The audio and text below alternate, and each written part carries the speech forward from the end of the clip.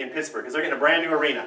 Now, do you want to close an arena with a loss to the Canadians, or do you want to close the arena with a win? Obviously a win, and with another Stanley Cup would have been even nicer. But once again, the Canadians did the near impossible, winning Game 7, 5-2, thus advancing to the third round.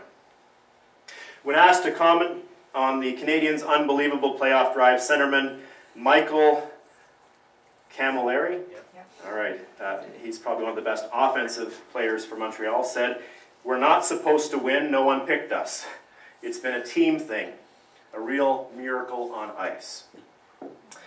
So why am I sharing all of this with you at River City Church's 8th Annual Contributors Gala? Glad you asked. It isn't simply because everyone loves a good Cinderella story. But as far as I'm concerned, we need to hear more Cinderella stories. They inspire us, unless you're a Pittsburgh or Washington fan. I shared this story because I see a lot of parallels to our church story. I see a lot of parallels to our church story. It's uncanny, really. In fact, I think I woke up at 2 o'clock in the morning and I wrote the outline for this talk, hoping that Montreal would win the series, and they actually did.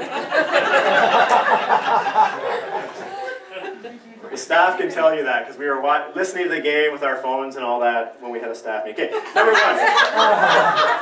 So how is our story like Montreal's? Well, like Montreal, we had hoped to finish higher in our conference this year. You heard from our finance team a little bit about that. Now, I'm sure the Canadians are glad that they made the playoffs, but you can be certain that they weren't proud to enter in or squeak in at 8th place. That's not when I'm sure the Canadians didn't start their season saying, "All right, guys, you know, let's finish 8th and save all of our energy for the playoffs." All right? It didn't go that way, and if you know anything about Montreal, the city wouldn't stand that. Now, if I look back on our year, it's been good enough. But I think I can speak on behalf of the leadership team in saying that we would have liked to have finished further ahead. Finance-wise, attendance-wise, impact for the kingdom-wise. Our move to the movie theater was a big deal. It ate up a lot of energy. It took time, it took adjustments. We're still adjusting. I understand that some very dedicated volunteers have built 2 more cases on rollers for our children's ministry stuff so that we can push less stuff around. Yeah.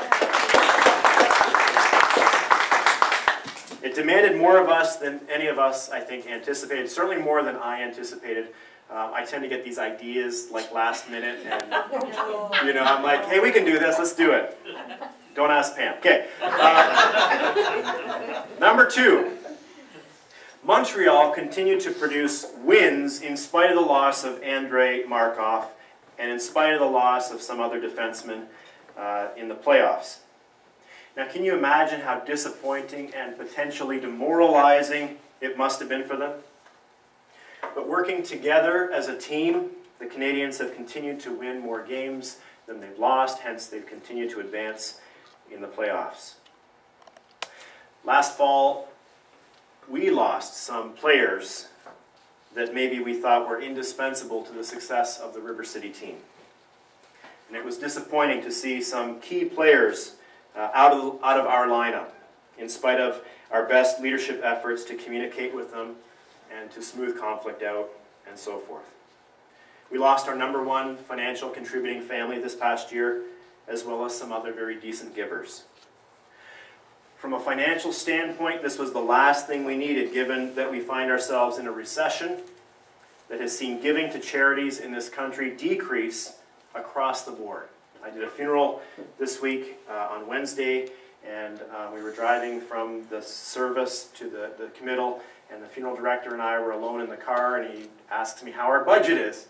And so I told him, and he said, "You know what?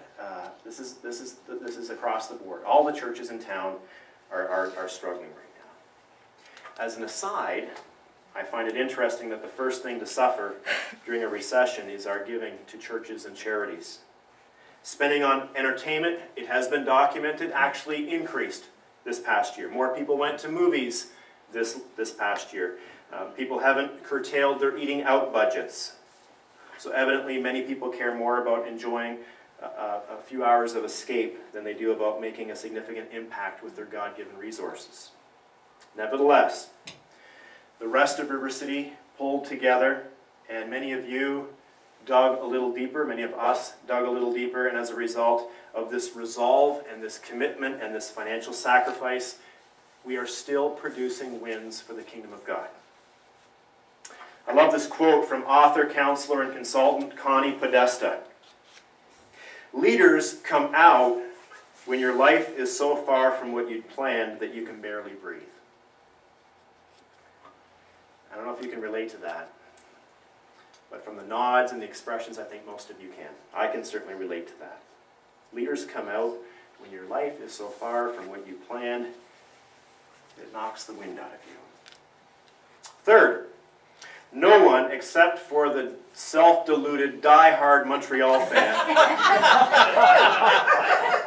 expected Montreal to last this long or to go this far in the playoffs. Given all the challenges that I've mentioned so far, like the loss of some key people, the recession, the impact on charitable giving, the move to the galaxy, plus the challenge we face every year of simply being an outreaching church in an affluent secular culture in Canada in 2010, there are those who never thought that we would make it this far. One person who left this church over the fall was talking with a River City staffer and said, paraphrase, "River City can't survive without us. You'll have to close your doors in no time." Indeed, we are not closed. And we don't need to fear closing so long as we keep our eyes on the mission and so long as we keep working together. I thought of one more parallel between this Montreal Cinderella story and River City. Like the Montreal Canadiens, River City Church has no superstars. Now true, a couple of Montreal players are starting to emerge as superstars as a result of the way they've played these past few weeks, like Halak, the goalie, and Camilleri? But still, there's no one of the likes of a Sidney Crosby or Alexander Ovechkin. Ovechkin, right? And I didn't even have a drink earlier.